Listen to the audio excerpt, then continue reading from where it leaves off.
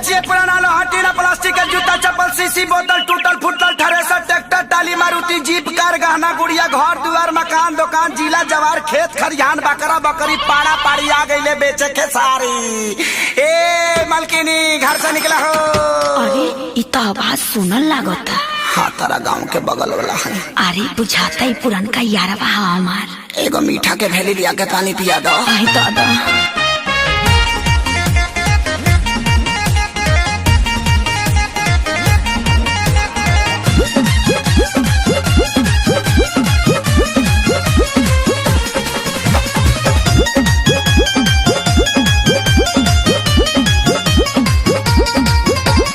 प्यारी के तुहरा आसम हमारा पपड़ल बा भारी तुहरा चक्कर में करे जा हम बन गईनी कबड़ी। अरे प्यारी के तुहरा आसम हमारा पपड़ल बा भारी चक्कर में तुहरा करे जा हम बन गईनी कबड़ी।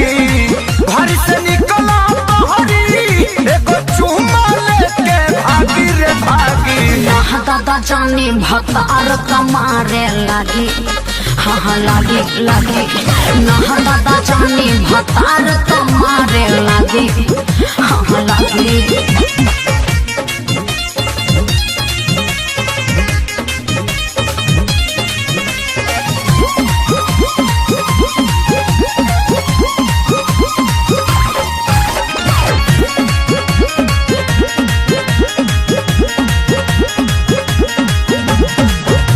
बाटे बियाहे से हमारा पटाओ तनिको जलागी भानो कदी घर से आओ। ए सुनो न मांजा हाँ हाँ होके न सके केहू के अरे हमारा ऊपर जाने जाना यही से अपना वाला ससुर पर अरे इंडिया ही तो हरो दीवाना। जब से भैलू मरद के हमार भी तो तरतिया जागी रे जागी। यहाँ दादा जानी भतार कमारे लागी। हाँ लागे लागे यहाँ दादा जानी भतार कमारे लागी। हाँ लागे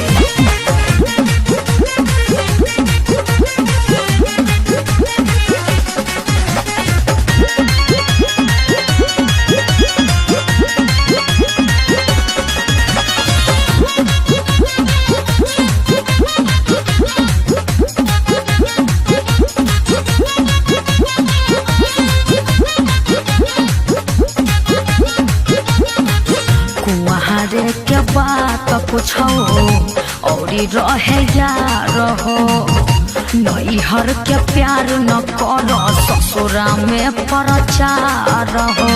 हर सब केहू जान जाई बड़ी बेइज्जती होई। अरे अपना खेसरिया के कैसे बोल गईलू तू भूल हो लगलू सिखाए नील कमल के मोहब्बत के रूल हो।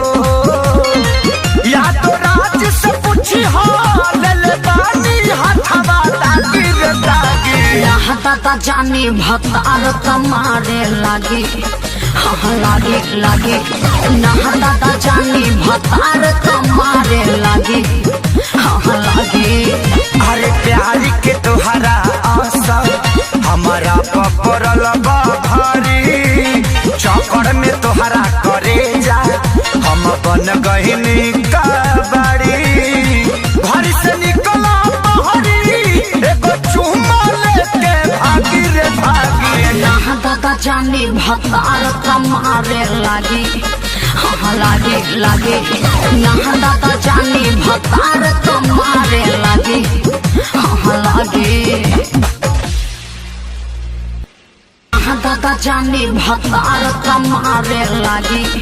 हाँ लागे लागे यहाँ दादा जानी भतार कमारे लागी। हाँ लागे